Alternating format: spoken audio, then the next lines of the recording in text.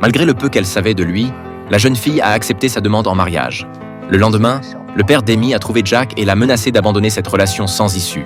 Mais Jack a répliqué « Tirer, mourir par amour est le plus grand des honneurs ». À cet instant, le père a réalisé que leur amour était devenu impossible à arrêter. Il a immédiatement ordonné à sa fille de faire ses valises pour partir le jour suivant avec une caravane de marchands. Amy a eu beau résister, le fouet de son père a prouvé sa détermination.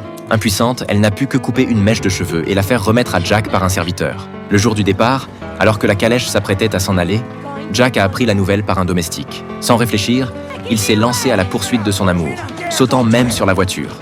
Mais avant qu'il n'ait pu parler, il a été violemment jeté hors du véhicule. Pour qu'Amy renonce définitivement, son père l'a emmené loin de chez eux. Cependant, il avait oublié que Jack était facteur.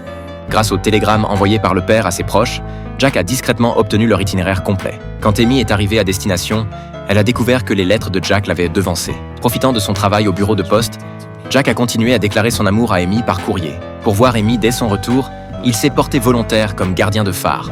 Peu importe la fureur des tempêtes, il n'a jamais manqué un seul jour. Même si les années ont marqué son visage, sa foi inébranlable ne s'est jamais démentie. Finalement, après une longue attente, Jack a enfin vu Amy revenir. Mais le voyage avait fait d'elle une femme mûre. Quand Jack est apparu soudainement, son visage éprouvé et ses lèvres crispées par la nervosité ont effrayé Amy. Elle a brusquement réalisé que ce n'était pas Jack qu'elle aimait, mais l'idée même de l'amour. Elle a alors mis un terme à leur relation sans hésiter.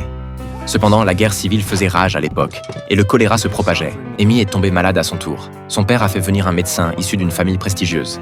Après un examen attentif, il a confirmé qu'Amy souffrait simplement d'une infection intestinale. Voyant que le docteur appréciait beaucoup sa fille, il l'a fréquemment invitée à revenir l'ausculter. Pendant ce temps, le médecin est devenu de plus en plus épris d'Amy. Avec une cour assidue et des attentions délicates, il a peu à peu ouvert le cœur fermé d'Amy. Encouragée par sa cousine, elle a accepté sa demande en mariage. Ils ont célébré les noces les plus somptueuses de la ville. De son côté, Jack s'enfonçait toujours plus dans cette relation. Pour sortir enfin de cette période sombre, son oncle lui a trouvé un emploi loin de chez lui. C'est donc le cœur lourd de regrets que Jack a pris la route. Mais l'éloignement n'a pas suffi à lui faire oublier Amy. Rongé par le remords, Jack a décidé de revenir coûte que coûte en ville pour tenter de se rapprocher à nouveau d'Amy, jusqu'au jour où il a revu Amy, enceinte de 6 mois, et son mari qui avait réussi. À cet instant, son âme a été déchirée par la douleur. Cet homme a alors enfin pris la dure résolution de changer.